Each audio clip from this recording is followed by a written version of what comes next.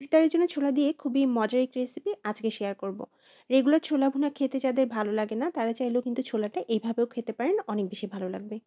এর জন্য আমি এখানে 250 গ্রাম পোলাওয়ের চাল 2 কাপ পানি দিয়ে ভিজিয়ে রাখবো। 10 থেকে 15 মিনিটের মতো ভিজিয়ে রাখবো, এতে করে চাল কিছুটা নরম হবে, যেটা সেদ্ধ হতে সময় কম লাগবে। এখানে আমি হাফ কাপ ছোলা নিয়েছিলাম, ছোলাগুলোকে সারা রাতের জন্য ভিজিয়ে রেখেছি। কোনো প্রকার মশলা না দিয়ে শুধুমাত্র লবণ দিয়ে ছোলাগুলোকে আমি সেদ্ধ করব। 2.5 কাপ পানি দিয়ে দিলাম। এখন এগুলোকে আমি 15টার মতো সিটি দিয়ে নিব, আর লবণ দিয়ে দিলাম 1 চা চামচ।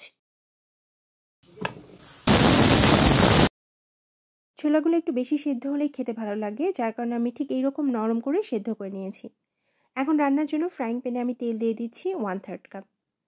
তেল ভালোভাবে গরম হয়ে আসলে এর মধ্যে আমি আলু দিয়ে দিচ্ছি 1 কাপ থেকে একটু কম।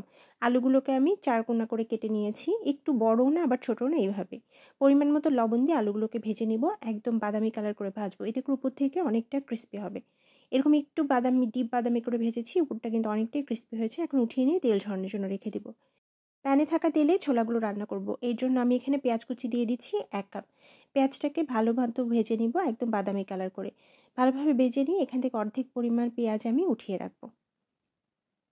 এখন এই পরিমাণ পেঁয়াজের মধ্যে ছোলা রান্না করব। এর জন্য আমি এখানে সামান্য একটু পানি দিয়ে দিচ্ছি, যেন পেঁয়াজটা পুড়ে না যায়। এরপর এখানে মশলা দিয়ে দিচ্ছি 1 চা চামচ আদা, হাফ চা চামচ রসুন বাটা, হাফ চা চামচ লাল মরিচ গুঁড়া, হাফ চা চামচ ভাজা ধনিয়া গুঁড়া, হাফ চা চামচের কম পরিমাণে ভাজা জিরা গুঁড়া। মশলাগুলো দিয়ে কিছুক্ষণের জন্য মশলাগুলো কষিয়ে নিব, আদা রসুনের কাঁচা গন্ধটা চলে যাওয়া পর্যন্ত রান্না করব। খুব সামান্য একটু পানি দিয়ে কষিয়ে নিব, এতে করে মশলার কালারটাও সুন্দর থাকবে এবং মশলার স্বাদটাও ভালো হবে। অল্প পরিমাণ পানি দিয়ে 1 থেকে 2 মিনিটের মতো কষিয়ে নিয়ে এখন এর মধ্যে ছোলাগুলো দিয়ে দিলাম।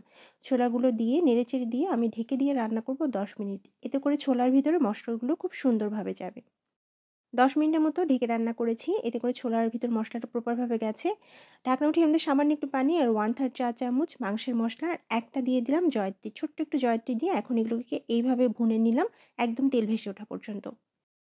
এই রান্নার জন্য ছোলাতে কোনো প্রকার হলুদ দেওয়া যাবে না, এতে করে কিন্তু ছোলার টেস্টটা আপনার কাছে খিচুড়ির মতো লাগবে।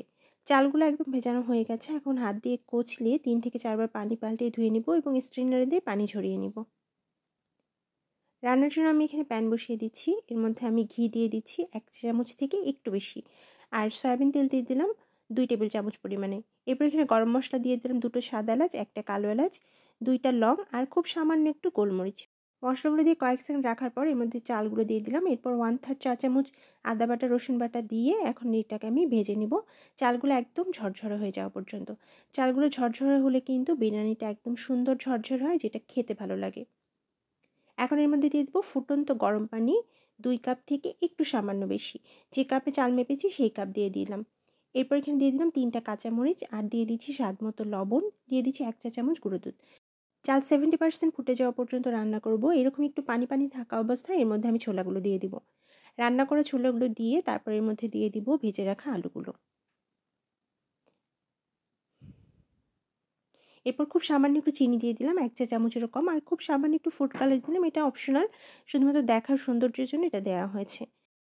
অনেক বেশি মিক্স করব না, খুব আলতো হাতে একটু জাস্ট নেড়েচেড়ে দিয়ে সবগুলো চাল একখানে করে দিয়ে উপরে কেওড়া জল দিয়ে দিব 1 চা চামচ।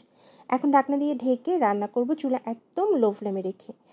প্রায় অনেকটাই ফুটে গেছে, এখন আমি এখানে কিছুটা ব্রেস্তা দিয়ে দিচ্ছি। এরপর আবারও একটু নেড়েচেড়ে দিব, এতে করে নিচের চালগুলো উপরে চলে যাবে, উপরের চালগুলো নিচে যাবে আর ভালোভাবে সবগুলো চাল ফুটে যাবে। এভাবে ঢাকনা দিয়ে ততক্ষণ পর্যন্ত রান্না করলাম যতক্ষণ পুরোপুরি সেদ্ধ না হয়ে গেছে। চুলার লো আঁচে দিয়ে নিচে একটা তাওয়া দিয়ে এভাবে রান্না করলে কিন্তু চালগুলো খুব সুন্দরভাবে ফুটে যায়। একদম ফুটে গেছে, এখন এগুলো নামিয়ে নিচ্ছি। এইভাবে ছোলার বিরিয়ানিটা রান্না করলে কিন্তু অনেক বেশি মজা হয়। এভাবে রান্না করলে কেউ বুঝতেই পারবে না যে আপনি এটা কোনো প্রকার মাংস ছাড়াই শুধুমাত্র ছোলা দিয়ে রান্না করেছেন। ইফতারের টেবিলে থাকা মুচমুচে পেঁয়াজু আর বেগুনি দিয়ে ছোলার বিরিয়ানিটা খেতে কিন্তু অনেক বেশি ভালো লাগে। আপনাদের কাছে রেসিপিটা কেমন লাগে কমেন্টস করে জানাতে ভুলবেন না।